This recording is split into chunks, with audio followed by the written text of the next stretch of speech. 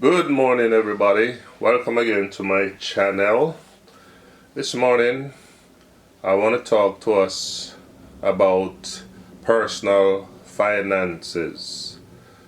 Now, I posted a video a few days ago about the insolvency that is meeting Canadians. And insolvency means that people has no money.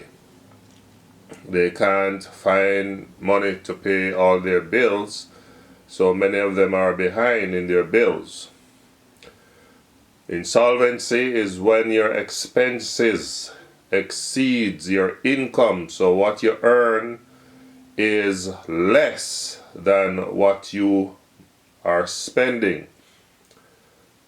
It's also when you have too much credit or too much debt. You're taking things on credit and you're using up debt like credit cards and high interest yielding loans.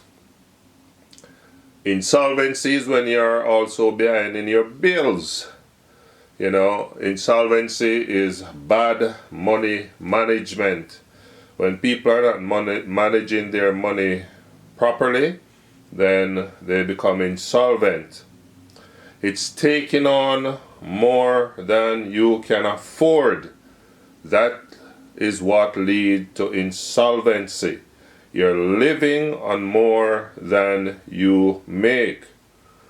Insolvency is giving in to every subscription. You think you need it all, so you got to subscribe and you got to pay a monthly fee for whatever service it is. Those are the things that lead to insolvency, when people take on more than they can handle. It's like giving into salespeople.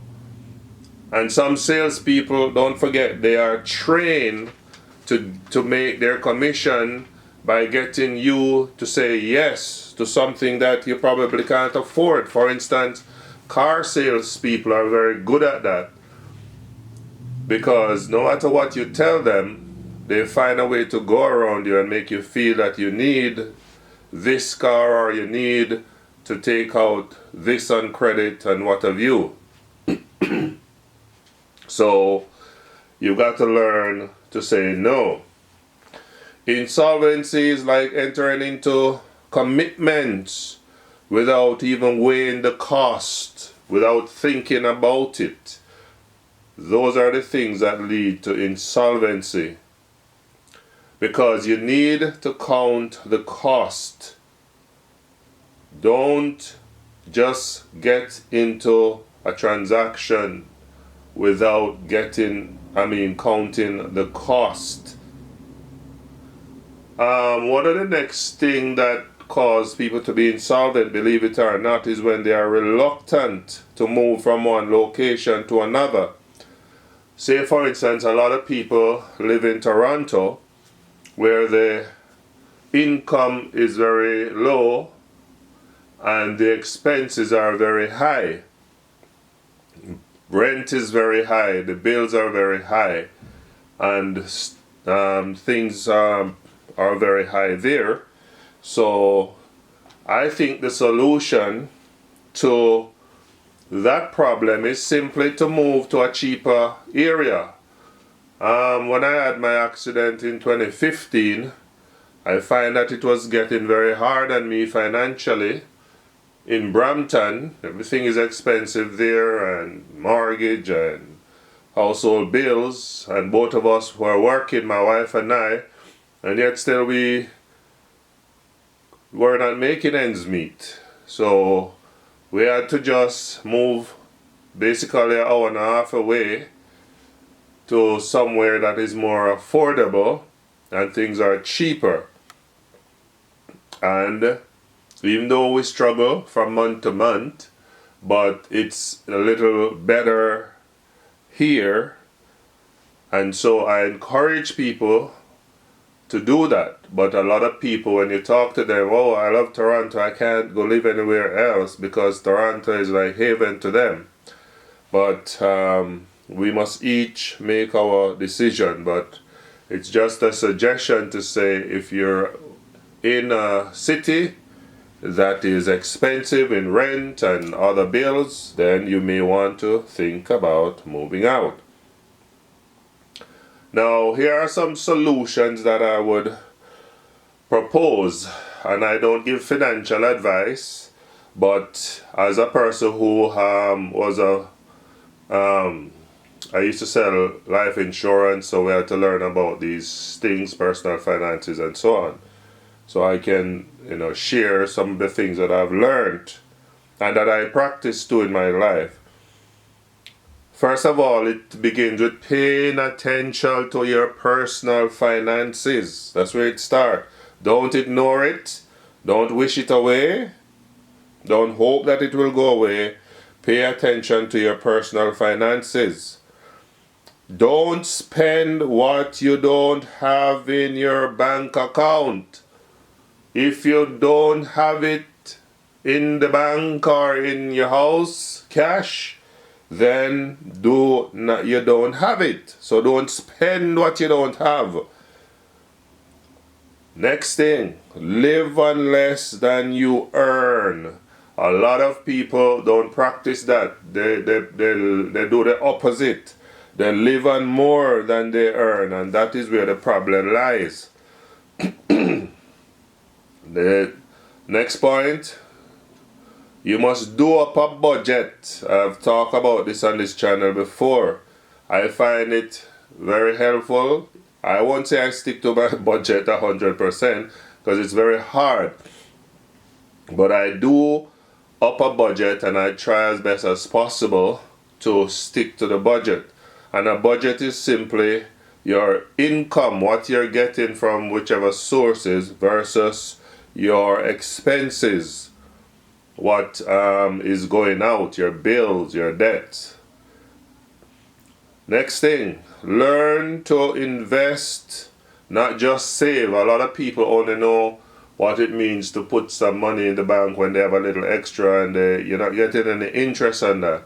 So you need to learn to save it in the bank first, and when it reaches a certain amount, you can invest it. You can invest in good stocks. You can invest in real estate. You can invest in a little home business.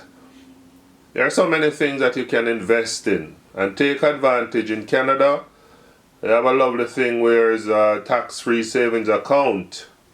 It's a very good thing to have, because when you earn your money and interest on that investment, the government allow you to get away tax-free.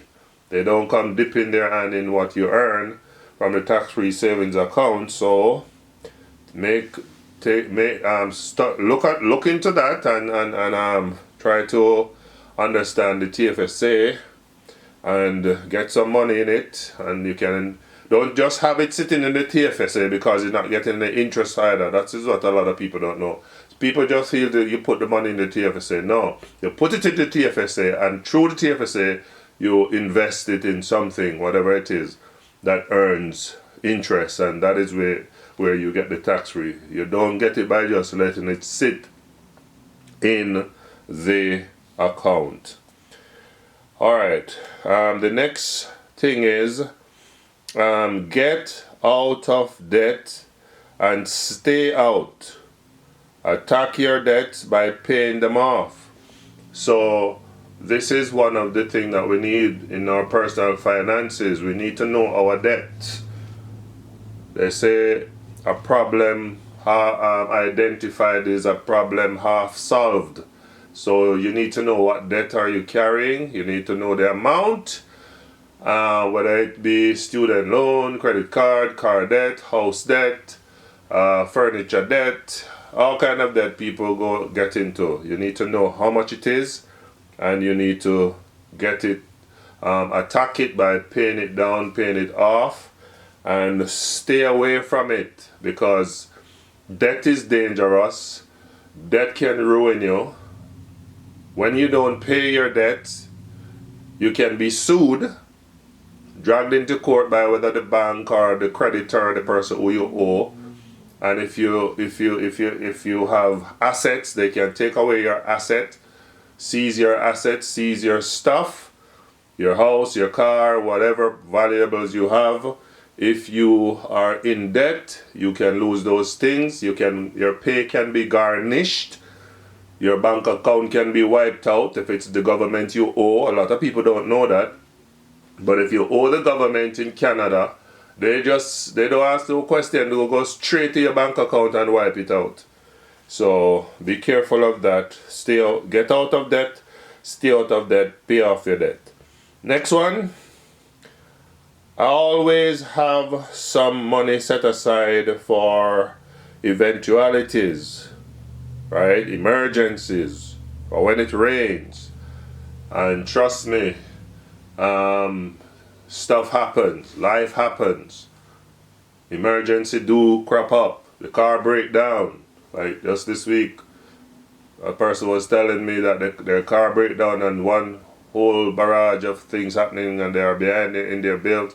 It happens, you know. So always in the good times, stash aside some money, whether in your under your mattress, so to speak, or have it in a bank account, and that is for eventualities, emergencies. That is a must.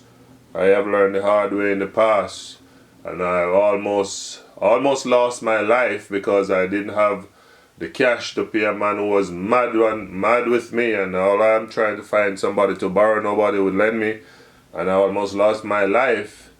Yeah, so eventually somebody came to my rescue and gave me a gift, and I gave the person.